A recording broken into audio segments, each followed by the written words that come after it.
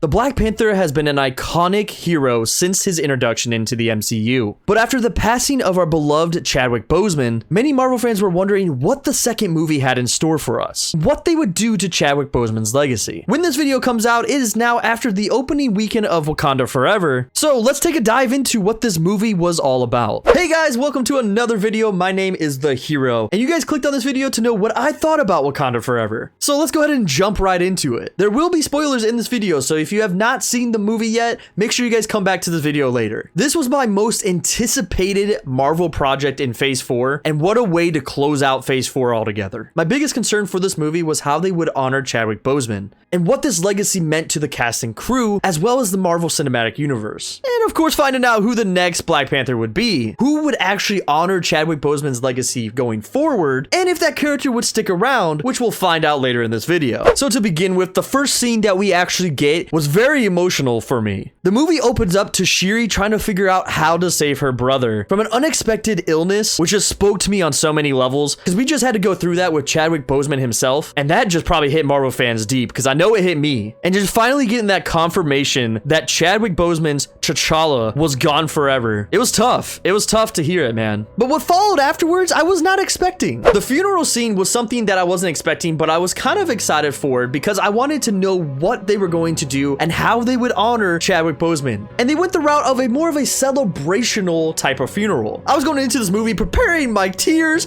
I knew I was gonna bawl. I had my tissues, but unexpectedly, I didn't shed a tear during this funeral scene. I think because of the direction of more of celebrating the life of T'Challa in the ways of their culture, as well as bringing together Wakanda because of what T'Challa brought to them, was an interesting take, and I was kind of here for it. And by the way, let me just go ahead and break this down for you, because I'm always about filmography and where they decide to film and put cameras, and this movie was shot more beautifully than most MCU films. Seeing what T'Challa really meant to Shuri was a big impact in this movie, and the choice that she would inevitably have to make. Queen Ramonda was that powerful queen that we felt her presence coming back, and all the heck that she went through and what the world took from her really developed her character even more for me and became that great mom role model for Shuri. Moving right along, because we don't want to go through every single scene, we also come to the part where we actually finally meet Riri Williams, which if you guys didn't know is aka Ironheart. And this character was exactly what I thought was going to be Ironheart with her introduction to the MCU, and I absolutely love this character. In this particular movie, Riri Williams creates a device that actually tracks where vibranium is, which could also lead to a bigger subplot in the MCU in future movies. Because we find out that vibranium doesn't just belong to Wakanda, but that there might have been another meteorite of vibranium in the ocean. And your girl Riri Williams is so smart, she knows how to track it. I will say it felt different to have someone else in an Iron Man suit. If you guys don't know, Iron Man is my favorite character of all time in Marvel Comics. And when he finally got the love in the MCU, I was very excited to see how they would bring him to life, and Robert Downey Jr. just made him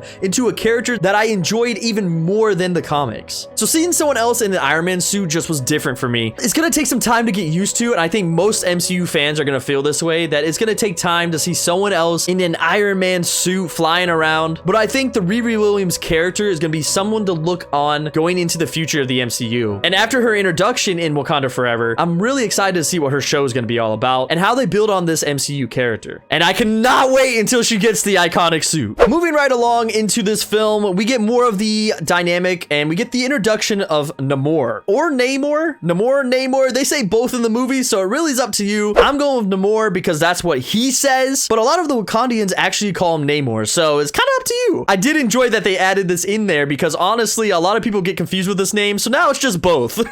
But getting this introduction of Namor and getting the backstory of where he came from, finding out that he's a mutant in the MCU, and having that strong connection with Shuri almost got me on the level of thinking, are we gonna get a little love story here? But then I had to step back and I was like, whoa. That can't happen, right? That can't happen. We can't have Wakanda married to the Atlanteans. But then I felt the connection that they were going for, and it was more of the connection between the two characters of having to go through a revenge path. Namor's family and his heritage and everything everything about him was destroyed, which connected with Shuri because everything was taken from her. And this connection between the two characters was very iconic throughout the film and makes you wonder which side Shuri's gonna choose. Namor, who she just met and has this beautiful connected civilization under the sea, or her home country in Wakanda and defending them from the inevitable. I felt like the choice that they gave Shuri throughout this film was the most iconic part of building her character into more than just T'Challa's sister. Because in the past movies in Avengers, she was very known for just being that super scientific, super smart character that was there just to back T'Challa up, really. But now in this movie, we get the full-on woman savior that she is, and we get to actually see more of what it means to be a Wakandian. So we move along, and this dynamic between these characters start becoming more hostile because Namor wants to get revenge on the world and actually wants Shuri and Wakanda to join them because the world is against Wakanda as it is. And of course, Shuri has that kind of nobleness in her still from her brother, or does she? Because of course, we move on through the story and we unfortunately lose Queen Ramonda. Namor actually kills her, and I thought that was kind of crazy that that was even gonna happen. And one of the negative sides of this movie is I kind of feel like it didn't affect Shuri as much as T'Challa's death did, which I get because T'Challa was amazing, you know, Black Panther, but Queen Ramonda, she was the woman, man. She knew how to put down the law, and she didn't take no for an answer afterwards. She had lost everyone, but for some reason, it didn't bother Shuri as much. T'Challa is all that she cared about, really. So she decides to finally bring up the mantle of Black Panther. They have to get the savior of Wakanda back and the protector, and she decides it's her. But she has a problem. There's no plants, because if you remember, Killmonger destroyed them all. And so in the meantime, Riri Williams is making her Ironheart suit. Obviously, it's just a prototype, so when you guys do see it in the film, it is a prototype of what is going to come, with actually at the very end, Shuri saying that she can't keep it, which means in her show, we're gonna get that iconic suit, which I am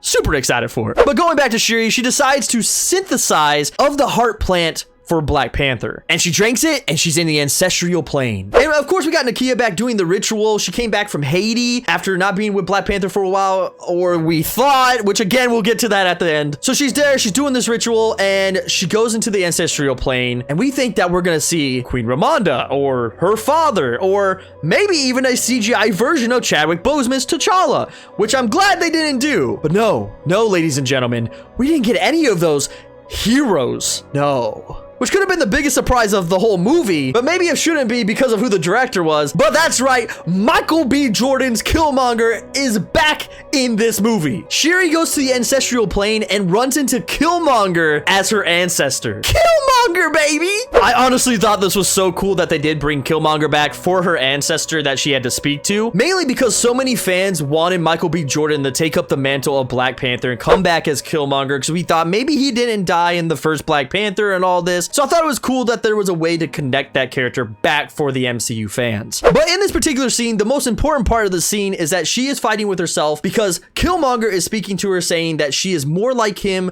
than she was any of the rest of her family, and that revenge is the path that she needs to take because that's what he would do. And he actually poses the question to her, are you noble like your brother, or are you like me and gonna take care of business? And this connection, this choice that she has now is that, is she gonna be like her brother and be that noble King T'Challa, person that didn't even kill off the killer of his very own father? Or is she gonna choose the darker path of Killmonger and handle business and protect Wakanda? And that choice ends up coming up sooner than she expected because she has to actually go and fight Namor literally the next morning.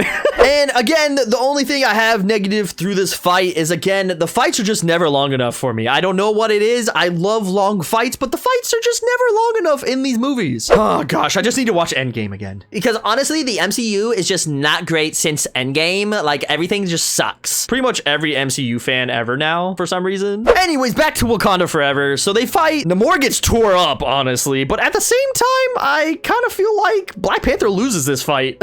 And she puts him down on the ground, puts a spear to his neck, and now she has the choice. And this is when I love Shuri's character. This dynamic choice of becoming Killmonger or the Black Panther is what makes Shuri's character so developed and has me excited for what's gonna happen with Shuri's character in the future. Or should I say the Black Panther? Because she does end up choosing the noble way and does not kill Namor, which is amazing because now we have future more movies with Namor. One of the biggest things I always have to critique in these movies is that they kill these villains villains off so quick that we don't get another movie with them, which I get because they got to continue the story and there's a lot of villains for each superhero in the Marvel comics. But I wish that these villains had more movies, kind of like how they did with Thanos and how they are probably going to do with King. But anyway, she decides to go the good route, and I love it because now we got potential more movies with Namor because I love the way and the direction they went with this character. And they can actually make him more of an anti-hero slash hero-ish type of character in the future. We finally get to the end of the movie, which is where a more tribute to Chadwick Boseman is found. Because Shuri finally decides to burn off the funeral clothes, which in Wakandan culture means it's time to move on. And we did get a moment of silence, which I forgot to mention in the beginning of the movie, where the Marvel Cinematic Sequence comes up and it's all Chadwick Boseman and Black Panther and purple instead of red. It was great and I honestly loved it, but it was weird to have the same kind of moment of silence at the end of the movie. And here's why. Because we already had that sequence in the beginning of the movie, I felt like the end should have had a crescendo of very sappy music and crying that just makes you want to boohoo and cry because we miss Chadwick Boseman so much. But the director went a different route of bringing another kind of moment of silence, which was very cinematic and it was very beautiful and nothing against it. I just thought it was a different route to take than I would have expected. And again, I was expecting to shed a ton of tears going into this film like I did with other characters' deaths in the MCU, and I just didn't really get that because of no music behind the emotions. Again, I always say score and music makes a movie and brings those emotions to you as a viewer. So when that isn't there, for me, it kind of lacks the emotions that I thought I would feel. And that again could have been me just setting myself up and not getting those emotions, which then it would have been on me and not the movie and the filmmakers.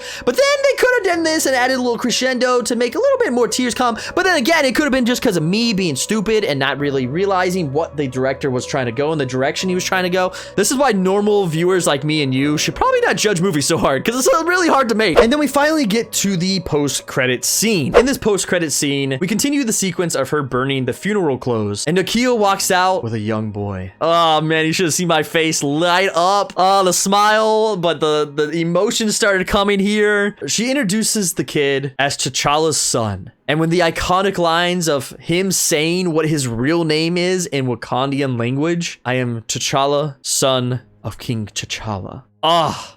And seeing Shuri start crying and just the sequence was just amazing. And what a way to represent Chadwick Boseman, but also T'Challa as a character in the MCU and what he brought to not only MCU fans everywhere, but being that hero that people need in today's society was just beautiful to see. And what a way to send him off at the very end of Wakanda Forever. Overall, this film was still amazing and the MCU does it again for me. Being a Marvel fan has just been so fun to connect with other fans like you guys and everyone else, and just being able to connect and just being in this theater and watching Wakanda Forever and seeing everyone's emotions when they did scenes and hearing people murmur, and it was just a great sequence, and it's just awesome to experience as a fan. Wakanda Forever will go down as another great MCU film and a continuation of Black Panther without the iconic actor that portrayed him, and I think they did a fantastic job of moving forward. In the very end, this was better than Thor Love and Thunder, so but I honestly think this was a great film, continuing the legacy of Black Panther and Chadwick Boseman, and also bringing in a future potential of what the Young Avengers could be with T'Challa's son, and seeing what the next Black Panther has in store for us in the next phases to come. If you guys enjoyed this video, make sure you guys leave a like on the video, as well as hit the subscribe button and the bell icon so you guys get notified when I do my uploads. I upload daily movie fact shorts, as well as weekly videos, so you guys don't want to miss anything. Also, down in the description below, you guys will see a couple links, so go check those out. Whether it was fighting Killmonger or standing up to Thanos himself, Black Panther will be a legacy that Marvel fans will remember forever. And the coolest thing about Black Panther, and just like they proved in this movie, just because we lost T'Challa doesn't mean that the Black Panther is gone.